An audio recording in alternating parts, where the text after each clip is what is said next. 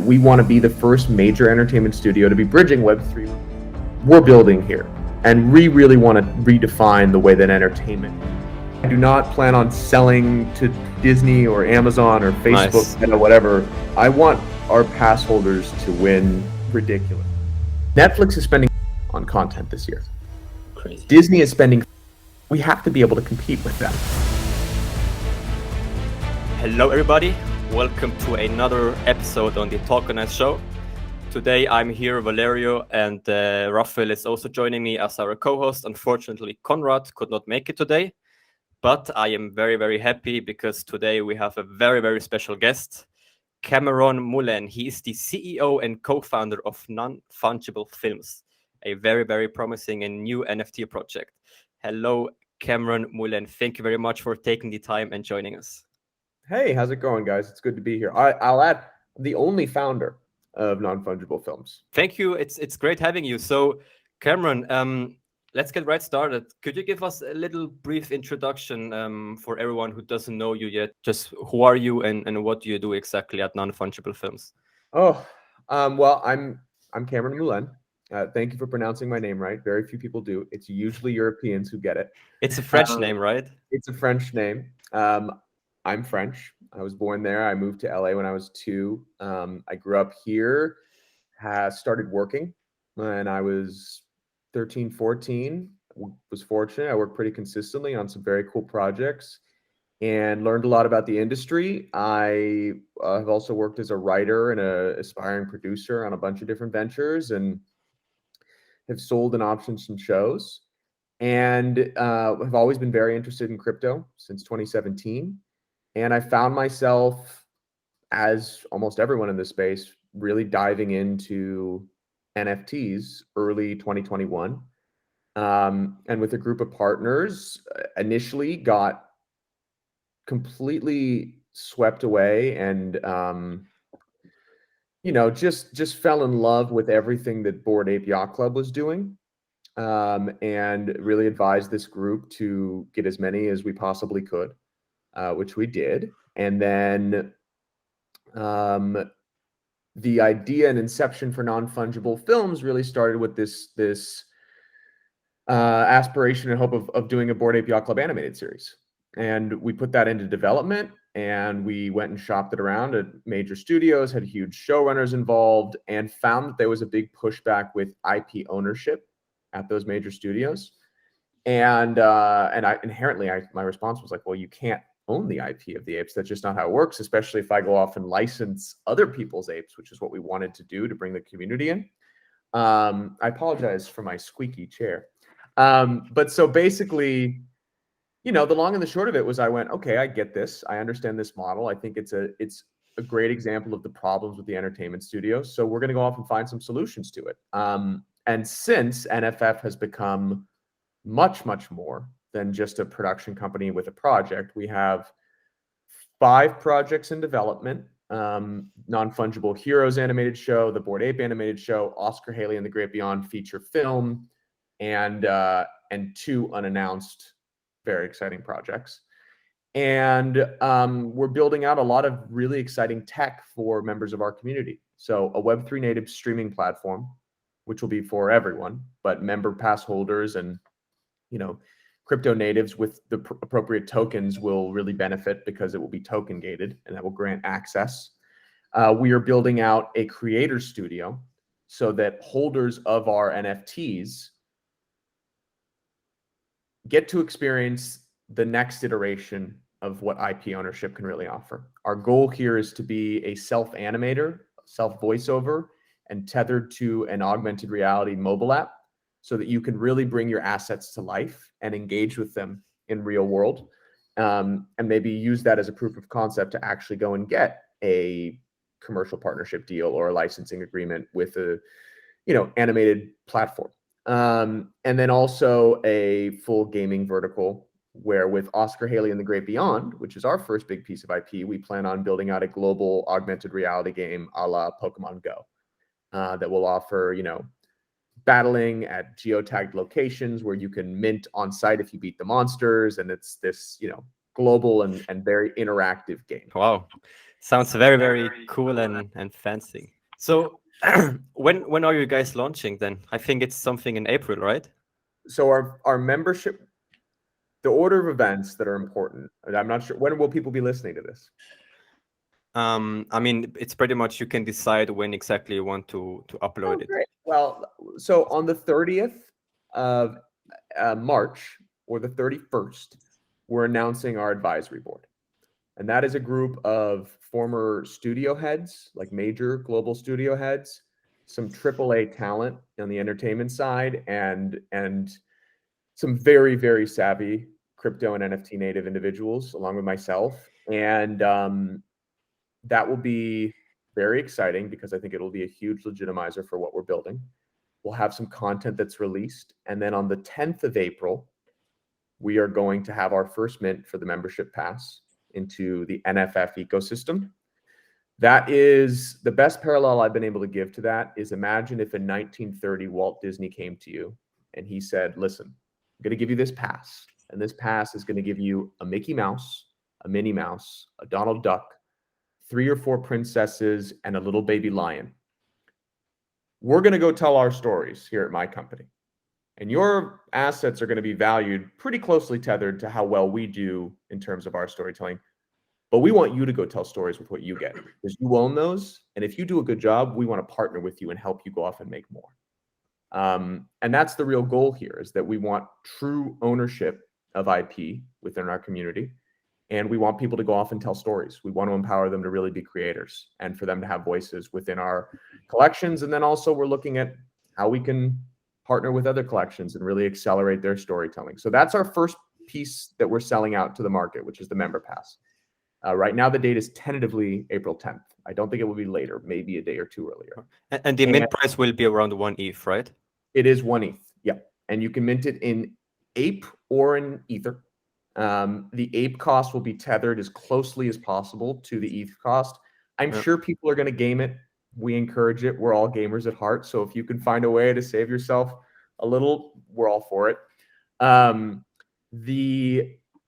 The second mint will be Oscar Haley and the Great Beyond. Now, member pass holders are going to get an Oscar Haley for free. And then there will be 9,100 Oscar Haleys that will mint on the market after. That one is not yet set. It should be end of April, but we really want to make sure that we roll it out in a thoughtful way and get great value. So end of April, early May for Oscar Haley. All right. And how many, like, is it the membership pass? Is it limited or unlimited? No, it's limited. 10,895. 10,895. And if you own one or if you buy one, you get the one Oscar Haley for free. You get an Oscar Haley for free, and then you get a heavily reduced entry into everything we ever make, period. Everything. So what that will look like is probably something similar to the Azuki model on their Dutch mint, which is that we'd either do the average of the Dutch of any collection. Pass holders get like half of the average cost, or the lowest mint cost on the Dutch. 80% of that will be the cost for pass holders. We'll pick something that we will let the community probably vote on it, but member pass holders are going to get a heavily discounted rate into everything we ever do, but a free Oscar Haley to start. Okay, so did I get this right? So if people buy this NFT and they get these characters, then they use this Creator Studio platform to create their own stories with these characters, right? Or that's absolutely the goal, yeah. And they can, by the way, there are no limitations to what they can go off and do with their NFTs. Yeah. This is just a way to empower them to tell stories, and it's got a runway. It's going to probably take 6 or so months to really build it out and do it thoughtfully, but that's exactly right. Yeah. Okay, amazing. The only limitations with our collections that are different from something like Yuga, who I think really set the trend for ownership, is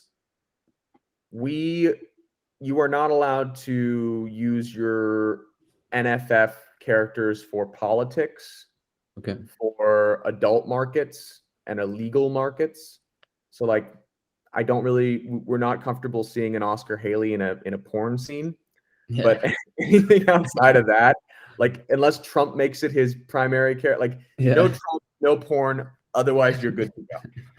Okay, nice. Yeah, and I think we're open to things like cannabis because that's a big part of the space, but other drugs certainly not. Okay, nice. At least not to start. Okay. If someone who has no idea about the Web3 and NFTs and the whole crypto space, what would you tell them is what would you tell them are the key benefits very very quickly of holding the pass, or how would you try to convince them into buying this membership pass?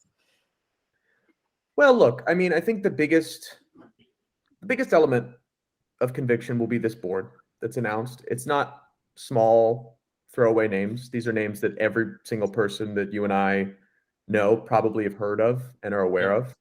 And that's just a big validator in terms of the execution and the talent level that we're putting behind all of this.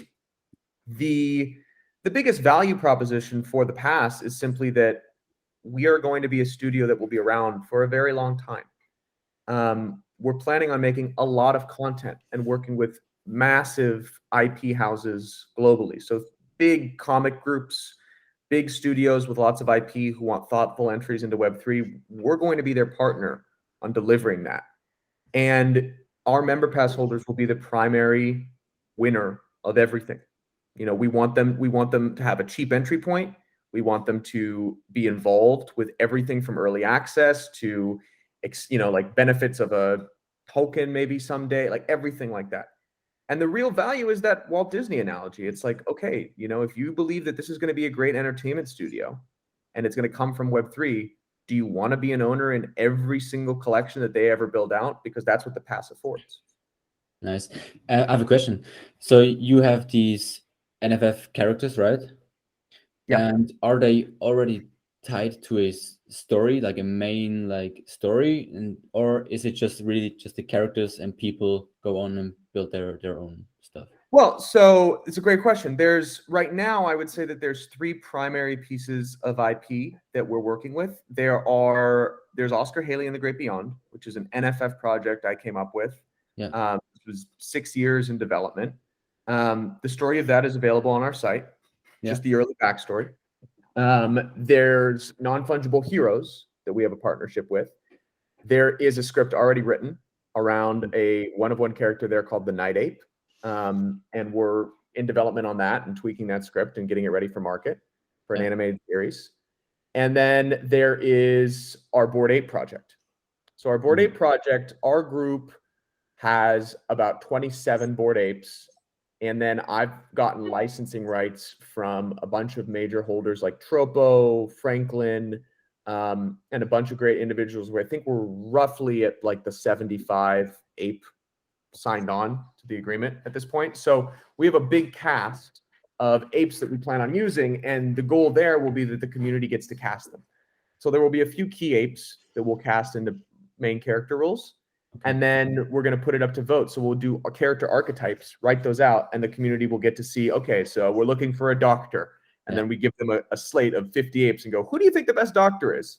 And then they'll get to cast that. That's so interesting. So basically, you could compare it to, imagine it's the Avengers, right? And there's like a main story, but now you can become part of the story of how the characters develop, and you can even create your own like sub stories with your own characters, right? Absolutely true. So that is kind of how I see the Ape project is unique because there's like infinite amounts of content that we can make with Apes as a high quality entertainment studio. But with our IP, the way I really see it is that, you know, Bored Ape holders don't own a piece of Yuga Labs. They own their assets. They can do what they want with them. And then they're rewarded by Yuga Labs over time through things like airdrops and tokens. We're going to be the exact same model, but what we really want to do is we want you to tell stories. That's what we're trying to encourage and shepherd. So imagine that if NFF stories are the trunk of a tree, each owner is a branch, right?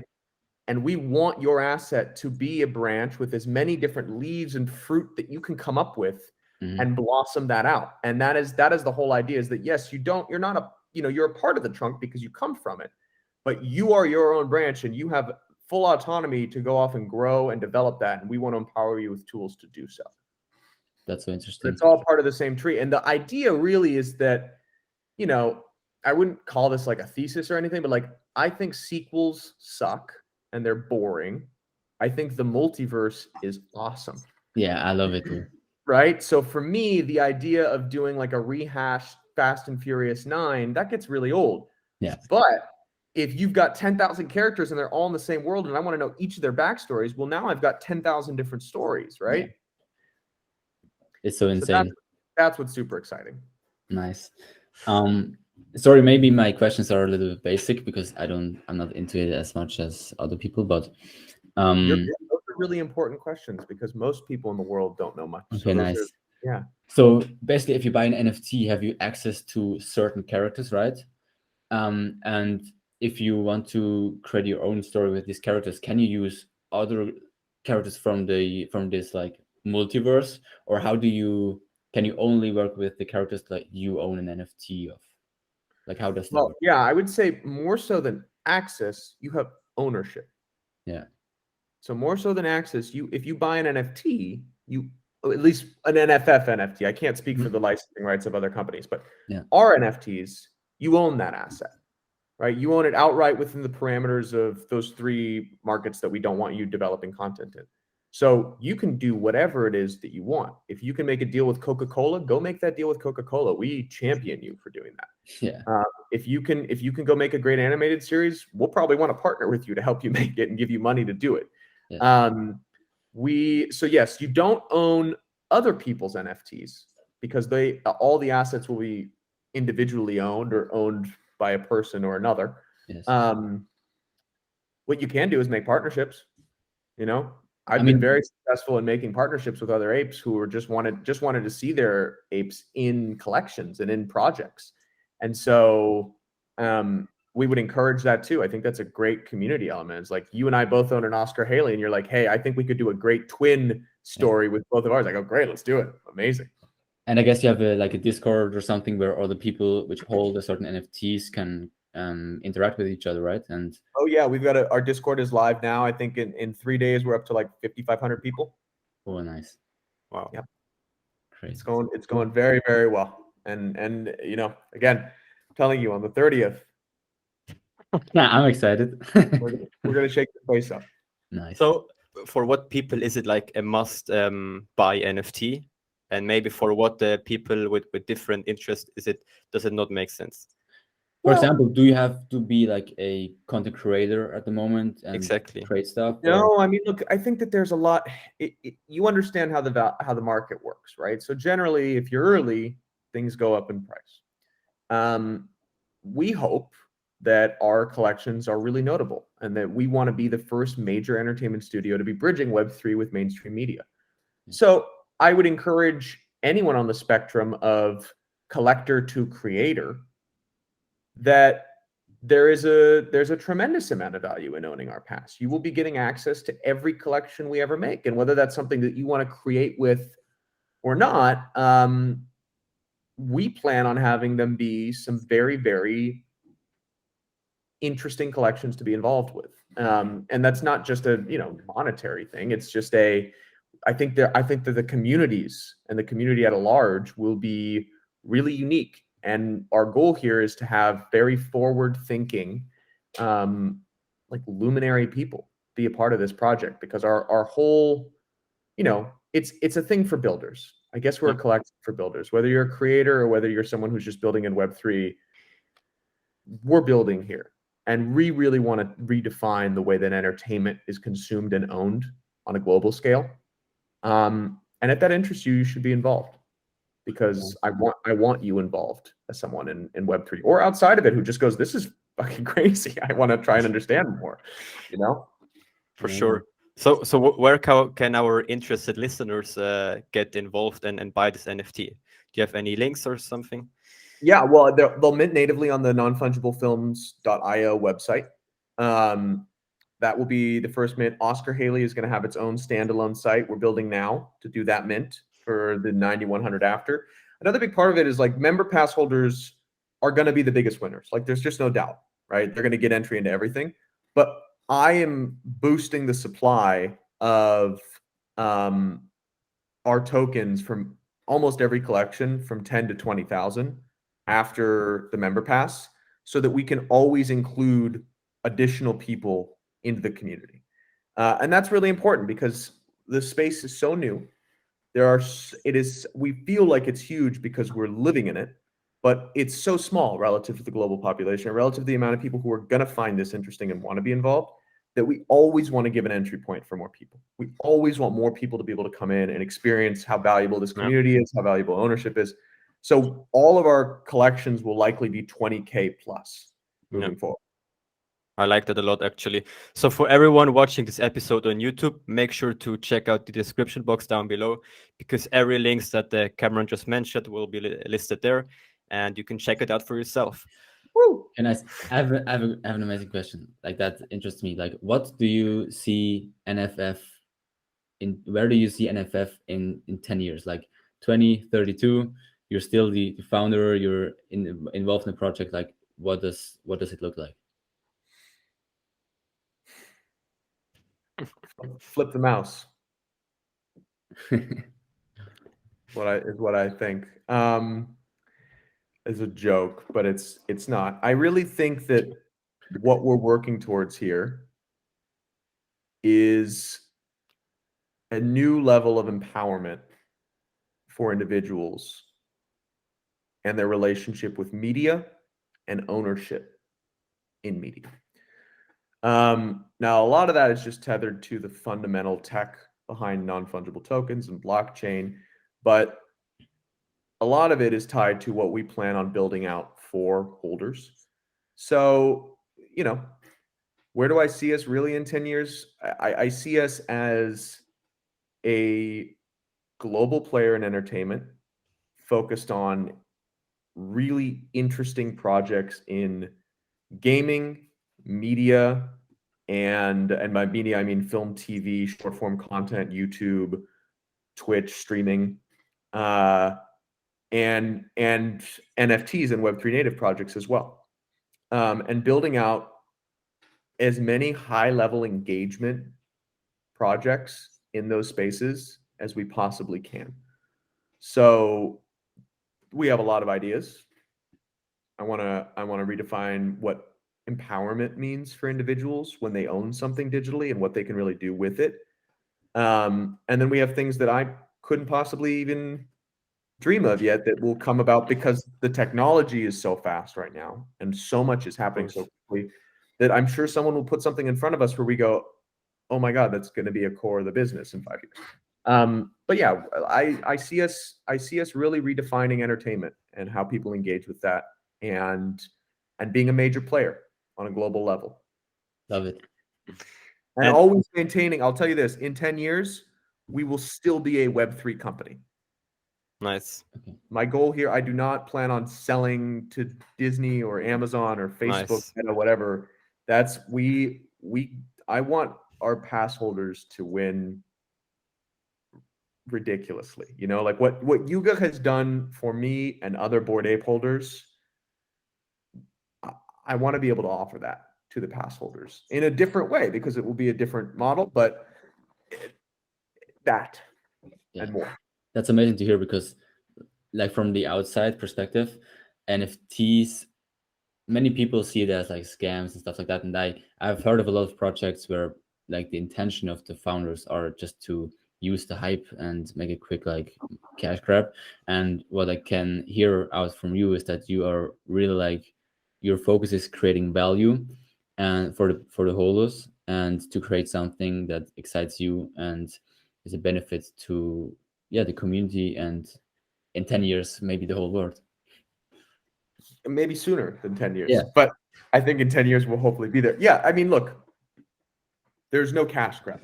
This is not a company that the mint cost is too high for that, but the mint cost also, it's important to touch on because I think a lot of people are going to see 1 ETH and go, that's so expensive. Netflix is spending $13 billion on content this year. Crazy. Disney is spending $30 billion on content this year. We have to be able to compete with them, and we're not going to get anywhere close to that with these mints. But what it will give us the empowerment to do is, as NFF, Great. We've tested a model. We've proved it. We have a good deal of capital to go off and start on productions that we've promised people that we're going to go off and really start on and do them well. And the team that we're putting together is as high level as it gets. But then we're going to need to get some money. We are just going to need to raise money either through a DAO or a seed round to really compete at that level. Because at the end of the day, like even if we're just doing $1 billion in production, we are still the little guy. And to the three of us and anyone at home, like $1 billion is more money than you could ever dream or imagine really in one place. But that is just like the global landscape of content. So we have to find a means of doing it at lower cost, but maintaining quality. And I think a lot of that's going to lean on technology to do so. And then we really need to empower our community to go off and make great content as well and find gems in, previously unheard voices because they didn't fit the studio system of like what voices we need to like bring to the forefront. Like I think we're going to be very surprised at like Joe Schmo in the middle of nowhere who comes out with like an incredible animation or a storyline from his assets. And we're going to be like, boom, this guy is going on the streamer immediately, So it's just a whole new look. It's a whole new ecosystem that we're trying to build. And it does require a high cost mint. So, but the, like 20% is going to team and labor that everything has been done on equity. And then the rest is going into productions. There is not like a, hey, 50-50 guys, like that is just not happening. Amazing. So like, I get it in the first phase, like you maybe get investors in, you have the mint and all that. But long term, like for example, Netflix is making money by selling its membership. The subscription. Exactly. How do you plan on making money as a company long term? Well, I mean, there are a lot of revenue verticals that we're looking at. I mean, there will always be things to mint and there will always be sales. I think that our mint will inherently become lower cost as we grow because we want to be able to offer a lower point of entry for masses. We're dealing with a very specific group of crypto natives that think of themselves, and rightfully so, as like visionaries and early people in the space that have more Ethereum just because inherently they've been here longer. There will be revenue models in the Web3 streaming space, and it will be rewarding content creators far more than the platform itself. We want to redefine a way a subscription works. It will also be rewarding engagement, looking at view to earn, which is a play on play to earn, and how viewership can be rewarded. We trademarked that, by the way. Shout out to Mike Shaman who got that one down. But then, there's going to be a whole gaming vertical, and that will be a big part of it. And NFTs will always be a core part of our business, which again, membership pass holders will get the best, sweetest deal imaginable in everything we do there. And then there will be partnerships with established IP and helping them bridge into the space. There will be distribution and production deals based off the content that we make. There's always a world in which we decide, hey, for the first Bored Apes show, we do want to partner with a Netflix because we want to cast the net wide and we want that content to be distributed as far as possible today. Long term, I don't think that's our model, but in the short term, it could really make sense for both parties, because if we go off and make an amazing show with a Seth MacFarlane, Netflix might say, hey, we would really like to have that show on there. I think people want to watch that. We'd go, yeah, we think you're right. So, there are lots of different ways to make money. What I'm more focused in, truthfully, is how do we win big for our community, and how do we do something that's really new and exciting? So in creating something like that, something new, and there are all these different opportunities and ways that you can take and go, I'm sure that you are always looking for new talent and people who want to be part of the project and work on it and drive different aspects of the company forward. So what are maybe a few main skills or talents that you are looking for at the moment, or maybe in the next midterm next few years? Yeah, if you know any game designers over at Blizzard's Epic or Riot Games, let me know. If you know any AAA quality CTOs from Silicon Valley that aren't already being paid millions of dollars, let me know. Yeah. We need full stack. Listen, we will need full stack devs, Unity, Solidity. We will need game designers, project managers. We are going to need really thoughtful animators, high quality animation experts, and 3D modelers, graphic artists. I mean, it's going to be. I see us being a 50+ team this year already. So it's we're going to need a lot of different people, and we are going to aggressively go out and hire. And I've already started, the search starts in Web3, because at the end of the day, what's important to me is getting quality and talent, but also people with the right ideology of what this company is, and knowing where this company began and what our vision is, which is to be something for the community, and to really reward that. Nice. So you goal, or you expect to have like a team of 50 this year. Where are you at right now? Well, that's a hard question. Full-time NFF employees. There's Jackson, who's in my office. Yeah.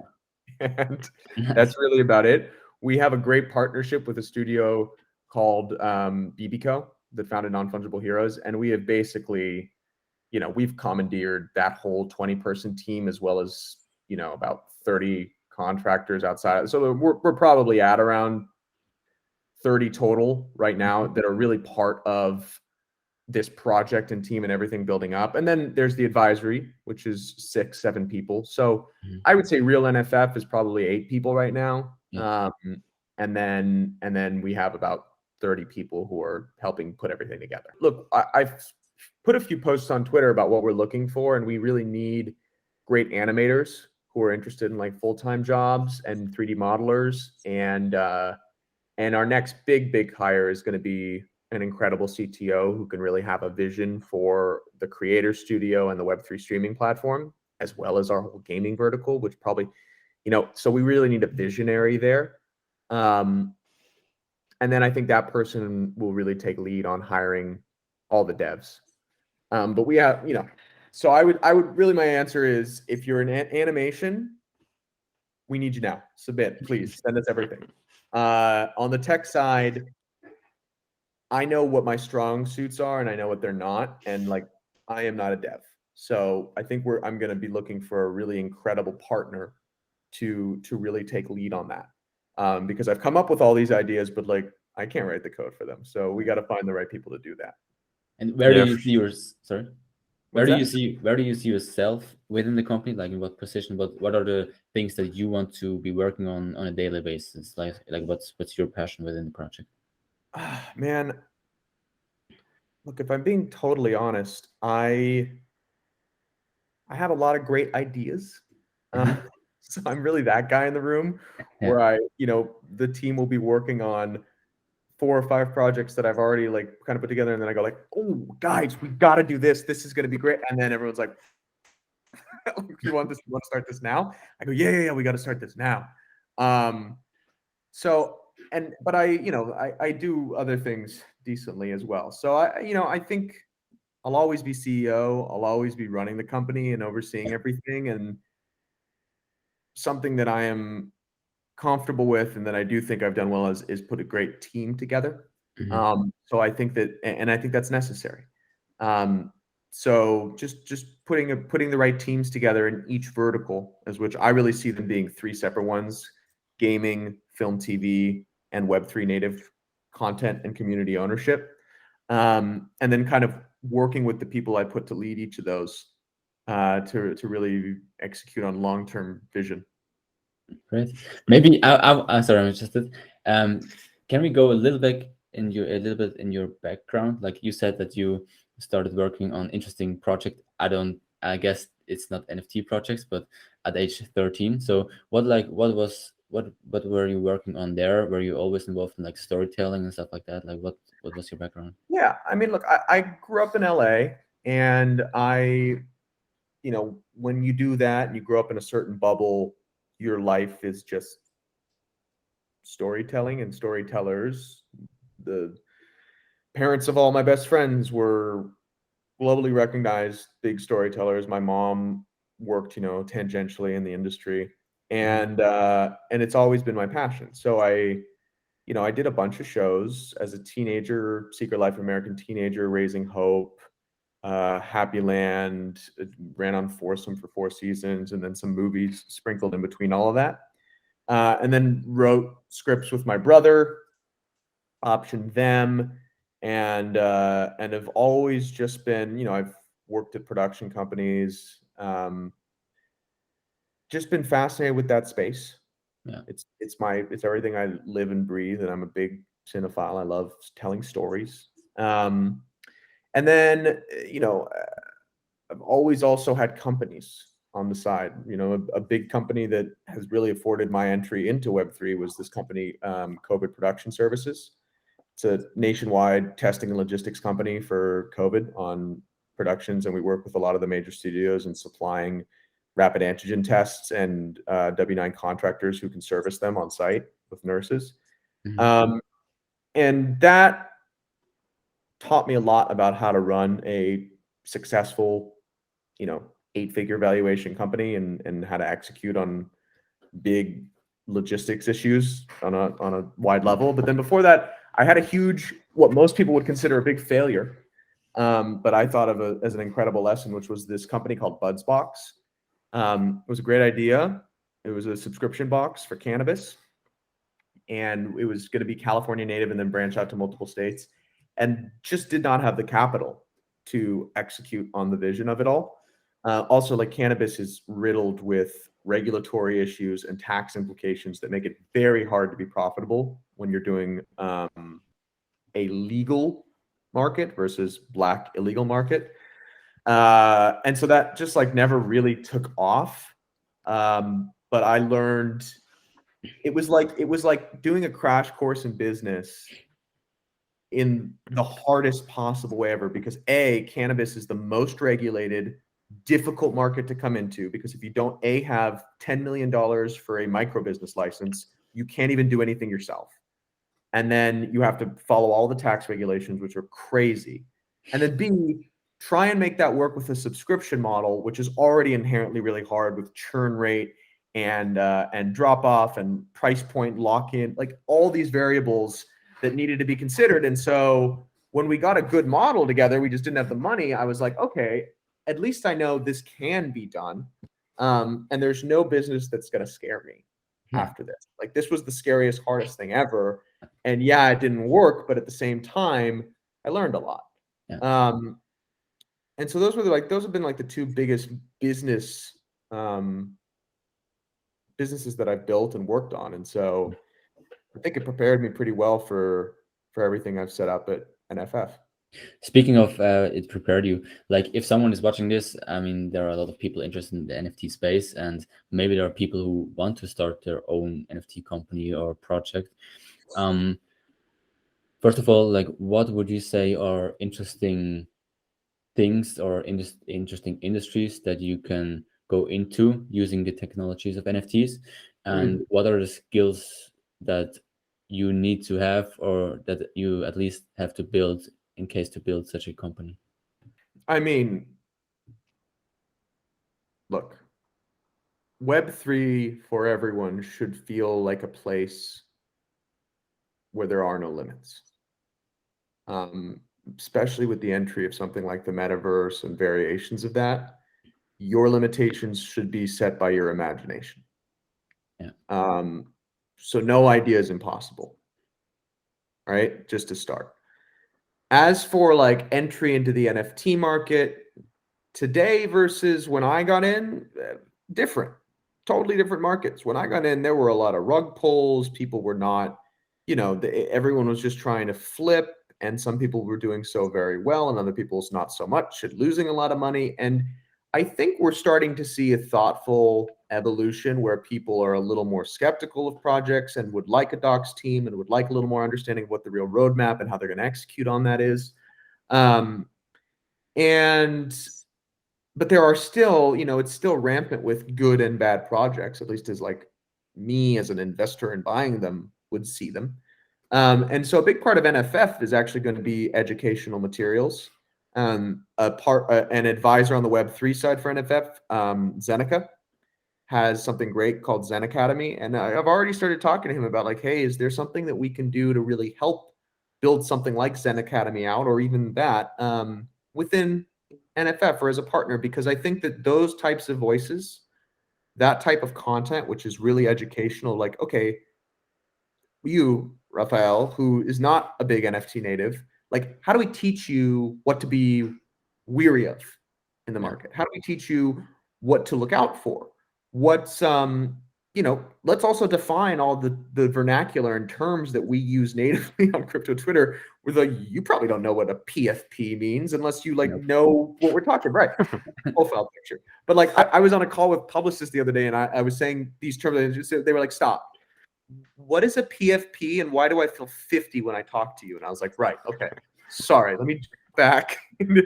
And so, there's a little bit of a learning curve that I think we used to say, and this is so silly to say used to, but like a day in NFTs is like a week in real world.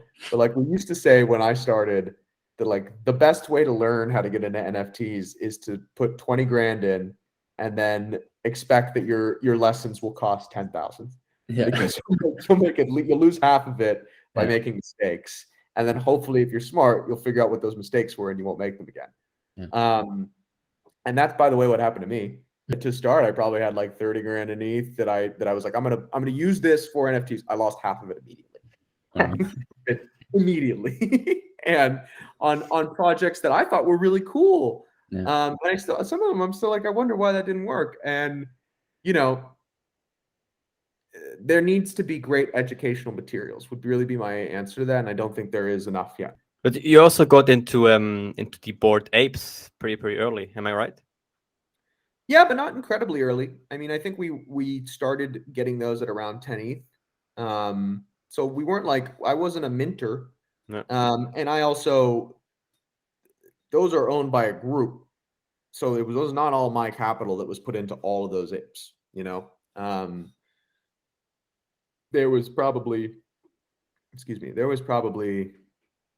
16 million spent on those apes in total. Some of them were like the highest purchases, in the Bored Ape history, with the number 9 Trippy that we got from Machi, and so that group that is owned by a group, not just.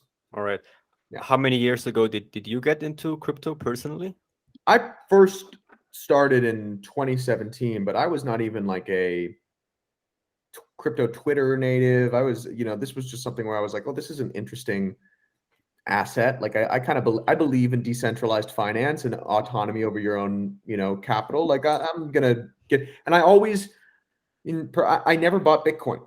I only ever bought Ethereum for whatever reason. I thought and this was being very, very like, I liked the name. This is when I knew nothing. I liked the name Ethereum much more. I thought the masses will catch on to this better. And then I read the white papers, and what I liked far more about Ethereum, and I still feel that way, is that you can build on it. And so it was a blockchain where you could build a lot more than what Bitcoin offered, which was really a store of value. And that was just always more interesting to me as someone who wants to build things. I was like, oh, I get what they're doing here. I want to be involved. And then when I saw NFTs, I was like, it's all going into this. Every penny that I have is going into this.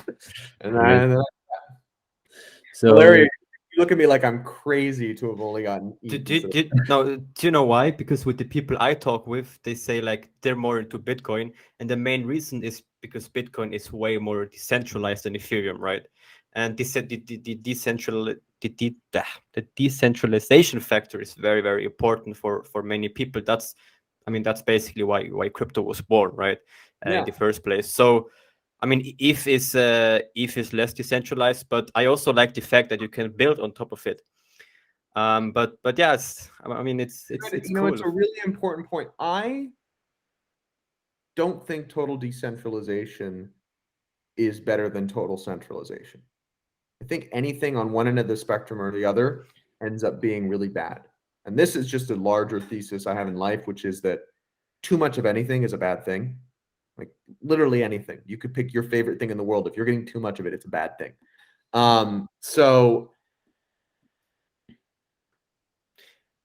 you know, I think that I'm not saying that Bitcoin is too decentralized or anything like that, but I think that models that have some forms of centralization as either balance against a lot of problems that can come up with decentralization are probably good. I'm actually with you on this in terms of I mean, also if we look at smart contracts, for example, everything is decentralized, right? The contracts, they work autonomously, but at one point, I mean, for now it's okay, but at one point there needs to be some kind of centralized company that regulates the smart contract, that controls them and makes sure everything is good. So I also don't see that we can live in a fully decentralized world. It's not possible, right? We're humans, but the thing with Ethereum is that the guys from the Ethereum Foundation own like a big share of the company, right? And have the most power on deciding what changes to come and changing the network from proof of work to proof of stake, for example. That's just with Bitcoin, it's less because all the wallets with over 1 million Bitcoins or something, they're dead, like Satoshi.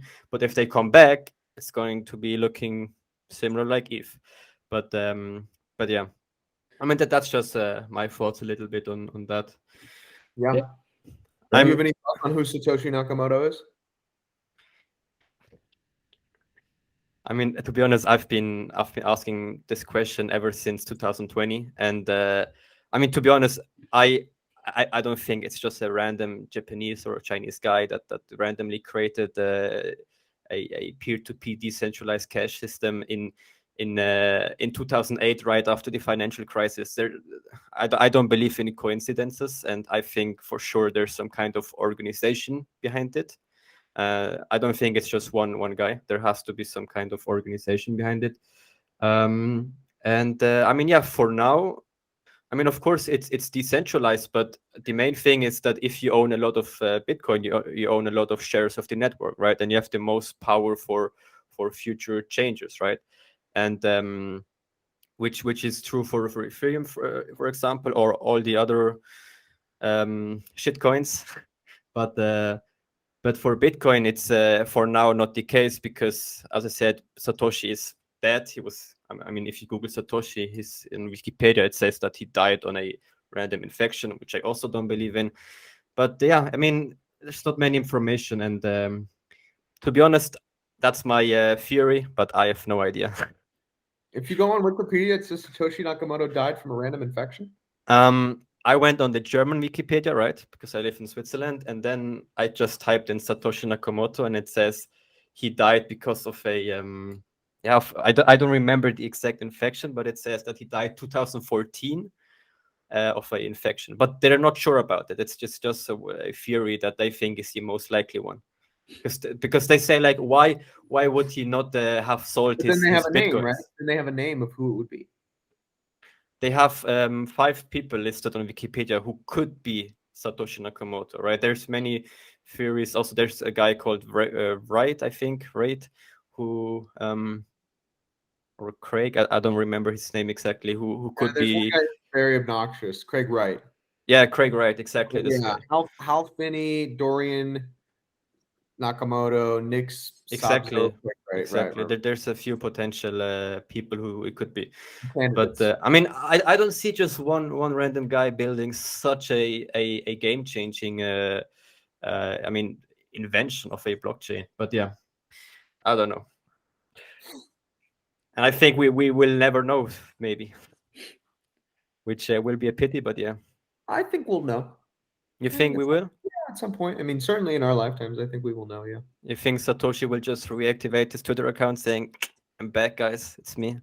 Did he have a Twitter account at one point? Yeah, he used to have a Twitter account, but he vanished from Twitter. He deleted his Twitter account. If he used to have a Twitter account, 150% we will know at some point.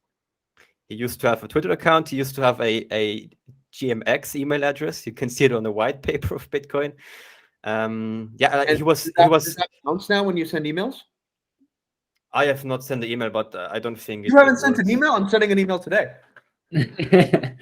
It's literally like right below his name on the first page of the white paper. But yeah, I don't know. He was also very active in all the Bitcoin forums on different websites from 2009 to 2012, 13. Like he was constantly in touch and texting with people, asking questions about Bitcoin. So he was very, very active the first couple of years. And then out of a sudden, he just vanished. And that's why many people think he actually died. But yeah. I mean, the thing is, we could figure that out. You know, you could really you could get a very clear gauge of where that person, whether they're actually the person they're driving around, but the person representing themselves as Satoshi, where they're from, based off of the vernacular that they used when they were talking in all of those threads. Get at least a very clear understanding of like the level of English that they're using, and then cross-reference that. And then if it was on Twitter,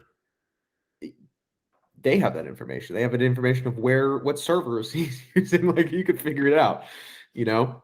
So I think it will come out at some point. I think that but that said, not necessarily that it should. Anonymity is really important in the space. I just think, yeah, we'll know. And it would be nice to know who it is, just so that they can have the reference they deserve. They built everything. Without them, there is no Ethereum. Without them, there are no NFTs. Without them, there is not this entire decentralized finance ecosystem that we're all a part of, you know? So I feel like that person should be championed globally, you know? Yeah, I agree on that.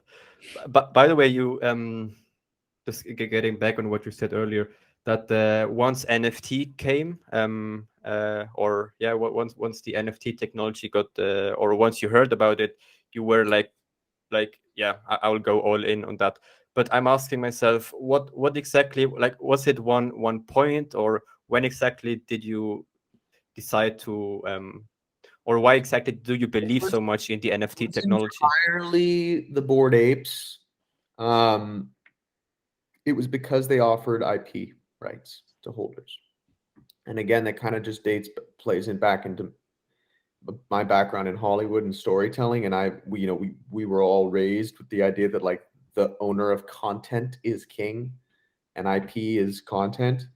And so when I heard that there was a collection that was doing that, I was like, oh, I know what I can do with that. You know, it was just one of those moments where like a light bulb went off and I was like, oh shit, the 2 ETH price point here makes a lot of sense. And then they started rapidly going up and I was like, everyone's finding out, we got to go now. And so we started getting them.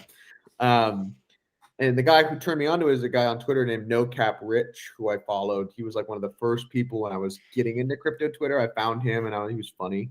Now he's a buddy of mine and also an advisor for NFF on the Web3 side. And he was just posting about the apes a ton early on, being like, this is crazy. And so, you know, for all those reasons, I got in.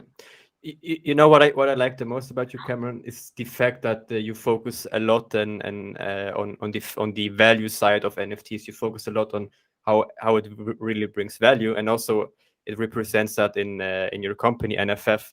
And I love your passion, I love your energy, and especially your commitment. And I mean, I can already see in 10 years us saying that we had the pleasure to talk to this founder of NFF in 10 years, that we had the pleasure to talk to him 1 week before the launch. But yeah, so just getting to the end of the podcast, a quick question. Do you have any advice for our listeners in terms of when they look out for projects, and how to determine exactly what projects are legit, which one are not a cash grab, and which one have the right future, right? Well, firstly, thank you for everything you just said. It's very sweet, and I appreciate that. And I think that value is an important litmus, right, for everything. We can get into a deeper conversation about it, but for your question, how do you know if a project actually brings value? Yeah, no, I get the question. I'm trying to think of a thoughtful way to answer it. Look, there are a lot of variables that I've sort of put together over time. There are things that are red flags, like if you jump into a Discord and we're making people that are on the team are making promises they just can't keep. Like, we're going to take over Hollywood. We're going to, we're going to create the greatest show of all time. And it's instantly like, well, hold on a second. You're asking me for money. Why are you speaking in hyperboles? When they're talking about their floor price, right? When it feels like a collection is focused on money being the apex of value, big red flag. Big red flag. They should be talking about what their vision is. They should be talking about how they want to execute that. They should be talking about the team that they've put in place to bring this all to life. And they should be talking about why you'd want to be a part of this community. They shouldn't be telling you how much money you're going to make. Firstly, SEC regulatory issue to begin with, but like that is just like that's not a thoughtful founder. And then at this point now in the market, it's the team. You have to look at the team that's behind the project and really get a gauge of like, do I trust that these people can deliver on what they're saying they want to do? And if it's a yes, well then like that's a good indicator, which is, fortunately and unfortunately, I think that will lead to more and more teams required to be doxxed so that people can really have reassurance that A, they're going to be accountable for executing on this, and B, that there's an experience that can be shown, tried, and proven. And like, while you can be anonymous and have a proof of record in Twitter and on blockchain of things that you've done as an anon, there's a level of accountability that matters. It's something I really respect about Gary Vaynerchuk, which is like, he's a very well-known person, and he came out and he was like, I'm doing this project and like, I'm putting myself at risk because his mint wasn't cheap. Everything that he's done since has not been cheap. But it's his reputation more than anything else, not legal, but like his reputation is on the line, and that's something that I'm in the same boat. I'm this project is my forward-facing baby, and like everyone knows who I am. I'm a Google search away, and I think that's going to be more and more important that the space begins to go like that. Accountability matters. So a team that is willing to do that from the jump, I think, is a good sign. Yeah. I mean that's very, very, very valuable what you just said. Thank you so much for the amazing advice. I'm sure our audience very much appreciates it. Do you have any last words you want to get out before we end the podcast? No. Listen, if NFTs are something you're interested in, please come check out Non-Fungible Films, our website. I'm sure will be tagged here. We and our Discord as well is a lot of fun. We're doing a lot of treasure hunts and like high quality engagement for our community. And our membership pass is minting April 10th. And Oscar Haley will be a few weeks after. And we're excited for everyone to come along on this journey with us. Yeah, very cool. Rafael, do you have any last questions? No, all my questions are answered. Nice. But by the way, I've never seen Rafael like this hyped and fascinated about something, because he himself is also very much into storytelling, and he's a creator himself. And I mean, yeah. So it's been very fun seeing Rafael like this. Nice. Yeah, I have a marketing agency, so I'm also very into storytelling. But it was very exciting, and I believe starting with this podcast, I'm also going to dive deeper into the Web3 world.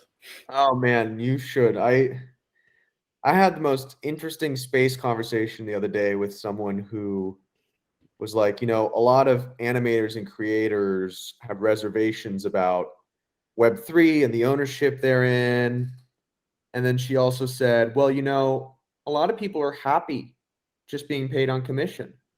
A lot of the creators here, like, they're really happy artists making $5,000 a week and giving it to a studio. And I was like, yeah, but that's only because they've never been given the option to make a couple $1 million. Like that's only because it's never been an option. And if you gave them the choice, they'd probably want the latter. And so it's just amazing what this space is going to offer for creators of content. It is. You know, and we're really excited to be at the forefront of how to build that out for people. Amazing.